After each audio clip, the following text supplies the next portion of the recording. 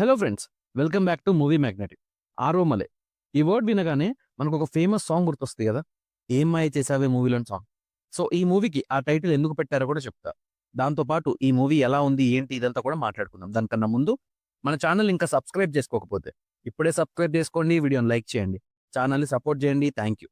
అజిత్ తన స్కూలింగ్ టైమ్‌లో ఫ్రెండ్స్‌తో కలిసి మూవీకి వెళ్దాం అనుకుంటే తనకి మాత్రమే టికెట్ దొరకదు. సో, ఆ టైమ్‌లో అజిత్ ఇంకో మూవీకి వెళ్తాడు. 'ఏం మాయ చేసావే' మూవీకి. ఇంకా అప్పటినుంచి లవ్ మీద ఒక ఒపీనియన్ క్రియేట్ అవుతది అజిత్‌కి. సో, అలా స్కూలింగ్ లైఫ్‌లో ఒకసారి ట్రై చేసి ఫీల్ అవుతాడు. తర్వాత కాలేజ్‌లో ఇంకోసారి.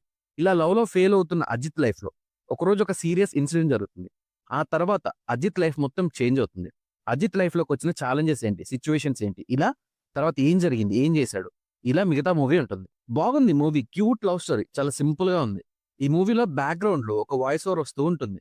యాక్చువల్లీ మూవీలో హీరో 'ఏం మాయ చేసావే' మూవీని చూసి ఇన్‌స్పైర్ అవుతాడు గనక, తమిళ్‌లో ఈ బ్యాక్‌గ్రౌండ్ వాయిస్‌ని ఒరిజినల్ 'ఏం మాయ చేసావే' మూవీ హీరో 'శింబు'తో చెప్పించారు. బట్ ఇక్కడ వేరే ఎవరో చెప్తారు. వన్స్ అజిత్ ఈ మ్యాట్రిమోనీ కంపెనీలో జాయిన్ అయ్యాక, మూవీ కొంచెం సీరియస్ మోడ్‌లోకి వెళ్తుంది. జాబ్‌లో ఉండే స్ట్రగుల్స్, ప్రెషర్స్ ఇవి కూడా చూపిస్తారు. బట్ మూవీ కంప్లీట్‌గా రియలిస్టిక్‌గా కూడా ఏం లేదు. కొంచెం సినిమాటిక్ లిబర్టీ కూడా తీసుకున్నారు. కానీ యాక్టర్స్ యాక్టింగ్ మాత్రం బావుంది. మెయిన్‌గా లీడ్ పేర్ యాక్టింగ్. చాలా సీన్స్‌లో శివాత్మిక పర్ఫార్మెన్స్ బావుంటుంది.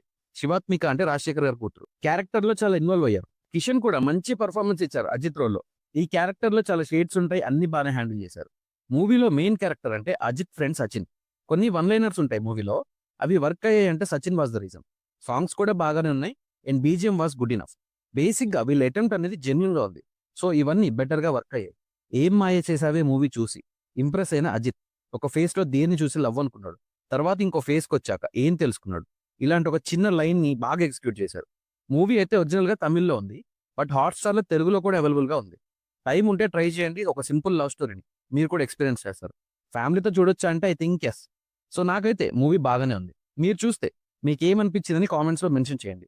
నా రివ్యూ నచ్చితే సబ్స్క్రైబ్ చేసుకోండి. Thank you for watching.